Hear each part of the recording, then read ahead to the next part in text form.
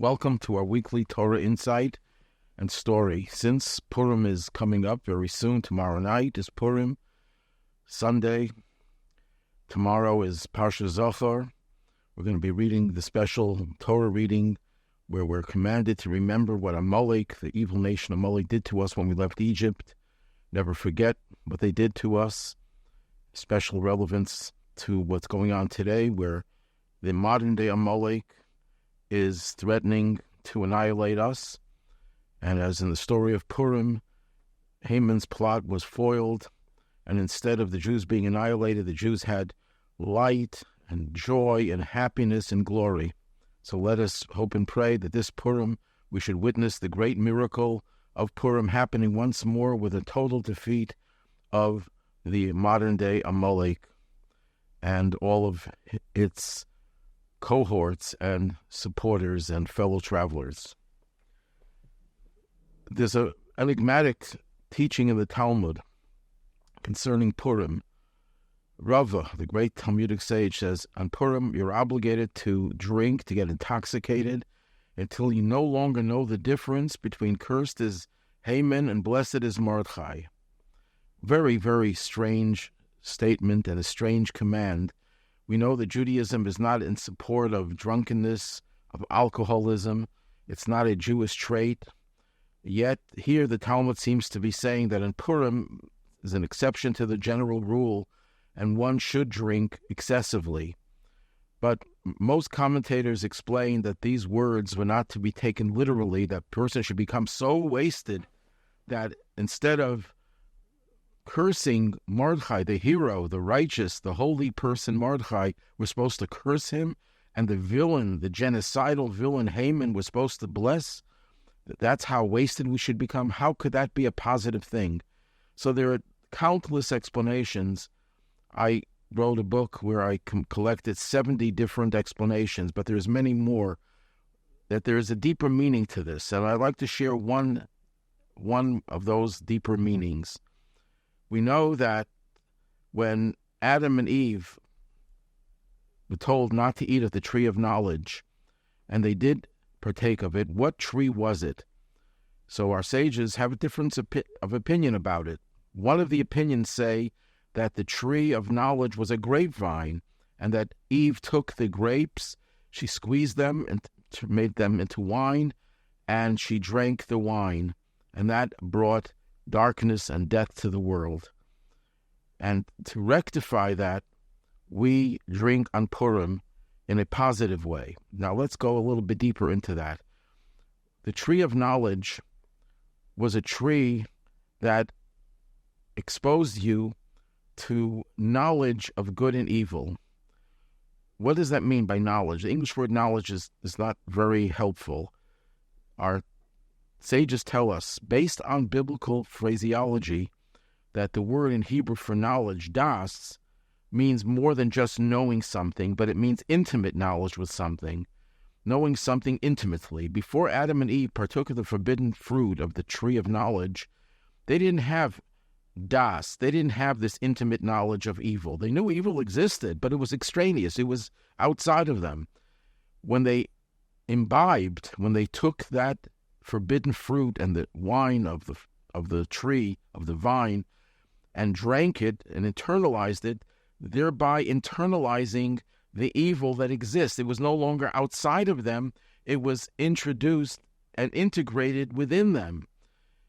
And that's what das means.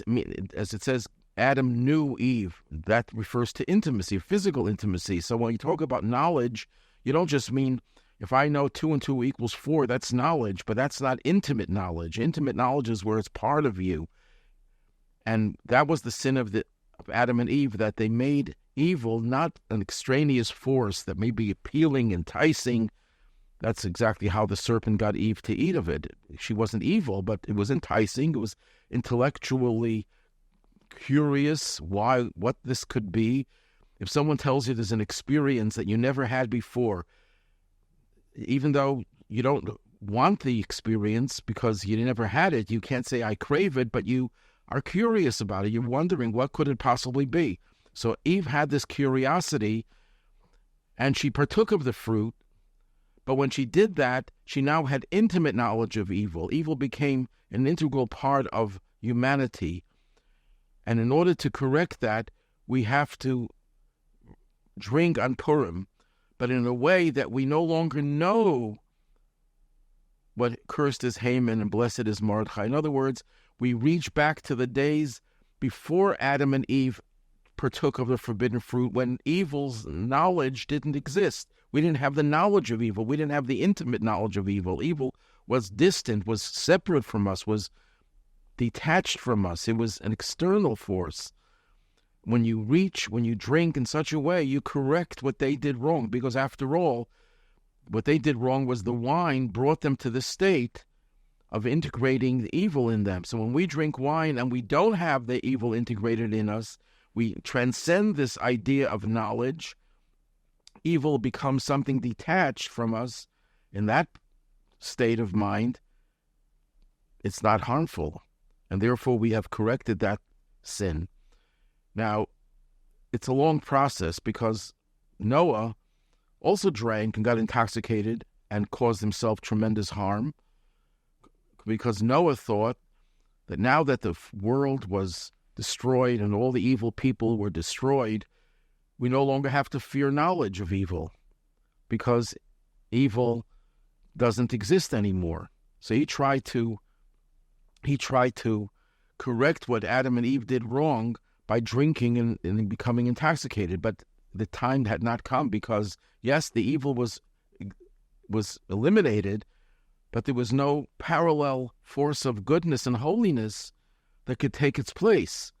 It's like when they used to deprogram people who got into cults, they didn't help those people very much in many cases, because the people became like zombies, and they had to either go back to their evil or they were just no longer human. In order to, when you want to get away from evil, you have to replace it with a parallel goodness. So if you want to get rid of the das of evil, you have to have the das of holiness. And that didn't start until Abraham and Isaac and Jacob, and then culminated with the giving of the Torah at Mount Sinai. But even after the giving of the Torah at Mount Sinai, our sages tell us it was a one-directional process. God gave it to us, but we didn't fully absorb it. We didn't fully internalize it. The Talmud puts it in other terms by saying that we were forced to accept the Torah, because God took the mountain, put it over our heads, and says, if you accept the Torah, fine. If you don't, this will be your burial place. What that means, a deeper way of understanding that, is that the giving of the Torah was given to us, imposed on us, even though we were not fully ready. After all, we just came out of Egypt. We were slaves. We were in the depths of impurity. We went down to the 49 levels of impurity. True, at 49 days after the Exodus, we refined ourselves, but that was a quickie. That was an instant correction. It didn't really change us totally, so we should embrace the Torah on our own. So as long as we didn't internalize and had the das, the intimate relationship with Torah, so then there was still a danger that the drinking was not going to be effective. It won't allow us to benefit from losing that das of evil, because we don't have with what to replace it. When did we finally embrace the Torah totally? Our sages again tell us that was on Purim. On Purim, God did not impose the Torah on us. It was not something that God smothered us with. We accepted it on our own. That's why in Purim, we have the ability to correct the sin of the Tree of Knowledge by drinking the wine in a way that we get rid of the das. We get rid of the knowledge of evil, the intimacy with evil, and we're able to, therefore, benefit from the intimacy with goodness. But Purim is one day a year, and it's likened to Yom Kippur, as our sages tell us in the Zohar. Actually, Yom Kippur is likened to Purim, because in the Torah, Yom Kippur is called Yom Kippurim, a day like Purim, because they both share the same objective. They get rid of our das, our intimacy with evil, but there are different approaches, opposite approaches. On Yom Kippur, we get rid of our evil by running away from the physical pleasures of this world. We don't eat, we don't drink, we don't engage in marital intimacy, we don't wear leather shoes, which bring us comfort. And in that way, we're like angels that have no connection to evil. Angels know that evil exists, but they can't relate to it. It's foreign to them. It's like telling a blind person about colors. They could hear about colors. They could understand that there are different colors, but they can't internalize it. Well, that's what we are in Yom Kippur. We can't internalize the evil because we're like angels. But on Purim, we could reach that level not through fasting, but through feasting and through the drinking of the wine, because we're at a point where the wine will no longer harm us. But that's one day a year. Purim is 1 or 2 days a year if we have Shisha and Purim. But when Mashiach comes, the whole world will be filled with this knowledge. We will be able to be intoxicated, but we won't have to do it through wine. We can do it through the study of Torah, because the wine of Torah, which refers to the secrets, the deeper meanings of Torah, will be fully revealed, and the whole world will be filled with the knowledge of God, and to the exclusion of the knowledge of evil. When Mashiach comes and we'll talk to our grandchildren about the good old days, we'll say, in the good old days there was something called evil. And the child will ask, what is evil? And you'll say, well, it's a little voice inside of you that tells you you should do something contrary to God's will. And the child will scratch his head and say, what do you mean? How could you do something contrary to God's will? He won't understand that. But little by little, the child will realize, like the blind person realizes, that there are colors that he can't see, but he could accept and recognize that they exist. That is what the prelude to all that is on Purim. Purim is not a minor holiday. It's a major, major holiday in terms of its spiritual significance, because it's the way we correct the sin of Adam and Eve, and the way we finalize our acceptance of the Torah and pave the way for the final redemption.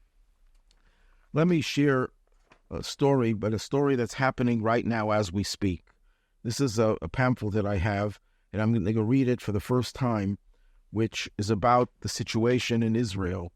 In response to the recent tragedies in Israel, ordinary Jews around the world have stepped up with various initiatives to support and protect our soldiers and brethren in the Holy Land. This article will highlight some of those endeavors. Dan's Deals, the discount consumer agency, guaranteed to sponsor a pair of tefillin to any Jew in the world who committed to wearing them every day. As of this writing, more than 7,000 tefillin have been sponsored. By the way, there's another person who's sponsoring, an anonymous person, a pair of tefillin for anyone who's committed to putting them on every day, and there'll be no cost for those tefillin. Tefillin, a good pair of tefillin can cost you $600-700, so this is a very generous contribution. So if anyone has an interest in putting on tefillin every day and is committed to that, please contact me and I'll make sure that you get that pair of tefillin. Well, anyhow, this is another source, Dan's Deals, that has provided 7,000 pairs. The campaign launched when the Chabad representative to the island of St. Lucia, Rabbi Avram Super, promised on Twitter to give a free pair of tefillin to the first person to respond in the merit of the 1,400 martyrs killed. Dan's Deals then partnered with the Healing Hearts organization in Florida, where the scribe, Rabbi Yochanan Klein, sent the initial 30 pairs of tefillin. Over $1 million was then raised in online campaigns to donate one pair of tefillin for each victim. It soon became apparent that many more people than expected sought to put on tefillin. The initiative expanded with scribes working on overdrive for the campaign, and international tefillin bank organizations soon joined in. You see, one of the problems with tefillin is you can't manufacture it, in a commercial way with the machines. Everything has to be done by hand. The scribe has to write every single paragraph, every single letter by hand, and it has to be written in a special way. So it takes hours and hours for each pair of tefillin. If you have to have thousands of pairs of tefillin, who knows how long it could take. Meanwhile, on the front lines of the war, Rabbi Yossi Nachshon, the Chabad representative to Hebron, has been working tirelessly to provide over 2,300 pairs of tefillin since the massacre to Israeli soldiers and civilians. The operation involves an international network of scribes, sponsors, and boots-on-the-ground self-sacrificing Jews. Shortly after October 7th, while driving a mitzvah tank through the villages near Hebron, Rabbi Nachshon met Moshe. Moshe, it's a pseudonym, who lives on a yishuv with his wife. A few weeks later, Rabbi Nachshon received a phone call from a foreign number and was surprised to find out that Moshe was calling not from his yishuv, from the settlement, but from an Israeli jail cell using a monitored phone. Rabbi, I was arrested over something petty. Now I am in jail, and my cellmate needs his own pair of tefillin. You are Chabad, so I wanted to call you as soon as I could. Hesitant to just give away a pair of tefillin for free, Rabbi Nachshon called Rabbi Eliyahu Zikri, who is the shliach, the Rebbe's emissary to Lyon, France, and an active partner in a tefillin bank that donates to those in need. Rabbi Zikri immediately wanted to know not just about Moshe's tefillin, but how many Jews in the whole jail were ready to put on tefillin. So I called back the prison, and 5 more inmates sought their own pair. The tefillin were then sponsored by French donors. However, an unforeseen issue presented itself. No dangerous items are allowed inside prison, and the tefillin straps, God forbid, could be used as a strangling device. I had to contact Yad Liasir, which is an Israeli organization experienced at working directly with jails, and I soon learned that this mission would require amplified efforts. In order to get access to this jail, to distribute the tefillin, I needed to provide tefillin to all jails in the region. This way, no prisoners from any of the 7 jails would feel left out. The initiative expanded. Rabbi Zikri contacted Rabbi Shmuel Gorevich, a fellow shliach to Lyon, France, who's my study partner in the yeshiva 55 years ago, and 30 more pairs of tefillin were then shipped. To take a personal part in the campaign, Rabbi Gorevich and an assembly of French sponsors then visited the prisons themselves across Israel. While distributing tefillin to prison cells is a uniquely challenging task, distribution to soldiers on the front lines requires even more extensive coordination. Many of the soldiers seeking tefillin operate inside Gaza, and Chabad rabbis need direct contacts with IDF security personnel to accomplish their mission. A woman called me a couple of weeks ago. She explained that her husband is fighting in Gaza, and his tefillin unfortunately burned during a combat mission. I had to drive, Rabbi Nachshon is speaking, I had to drive to the Zikim base, where an IDF commander with a 24-hour security clearance could let me deliver the tefillin to the soldier. When the soldier arrived, he was overjoyed that I had waited by the border all day to give him his tefillin. The Zikim base lies on the most southwestern border between Gaza and Israel proper, and is a hotspot for Arab-Israeli clashes. Following the massacres, Rabbi Nachshon received IDF clearance to travel to Kibbutz Be'eri, another kibbutzim ravaged by terrorists. I was getting calls from Jews on kibbutzim. We have to remember these kibbutzim were all very left-wing, non-religious, put it mildly, and they were begging for their first pair of tefillin. From the day after Simchat Torah, soldiers stationed in the south were calling to make resolutions to keep the mitzvot tefillin. Never in my life have I seen so many people here desperately seeking tefillin. Everyone is realizing that it is literally saving lives. It is also important to remember that many civilians are now seeking tefillin because their tefillin were destroyed in the massacres. Access to scribes in these regions is not simple. Thus it is the Chabad rabbis on the ground near the Gaza who are rectifying this desecration. Back in Hebron, soldiers are clamoring for tefillin, many for the first time. On any given day, Rabbi Nachshon reports that he may give out over 100 pairs of tefillin. Currently, over 10,000 pairs of tefillin have been sponsored just through Chabad of Hebron. This is not my own initiative, Rabbi Nachshon emphasized. It is a global campaign with thousands of partners. For every pair of tefillin donated or sponsored, I write a report to the Rebbe with the soldier's name and mother's name asking for his blessing on behalf of the soldier. This not just gives the soldier an extra measure of protection, but also allows Rabbi Nachshon to keep a record of the soldiers so we can follow up with them over the phone with a daily reading from the Torah. Currently, over 18,000 soldiers are waiting for their own pair of tefillin. Even old pairs of tefillin can be donated to a soldier in need. Every day, scribes check used tefillin en masse to make sure they are kosher and can be sent to the front lines. Many soldiers send back a photo wearing their tefillin from Gaza in order to show their sponsor their profound appreciation. This is an incredible thing. Over 10,000 pairs have already been sponsored just through one Chabad organization, and I don't know how many more thousands, but it's a daunting challenge because you can only write a pair of tefillin by hand, and everything has to be done by hand. and that can take a lot of hours, and there is a shortage of scribes, and there is a shortage of tefillin. This should be our greatest tragedy, that there's a shortage of tefillin.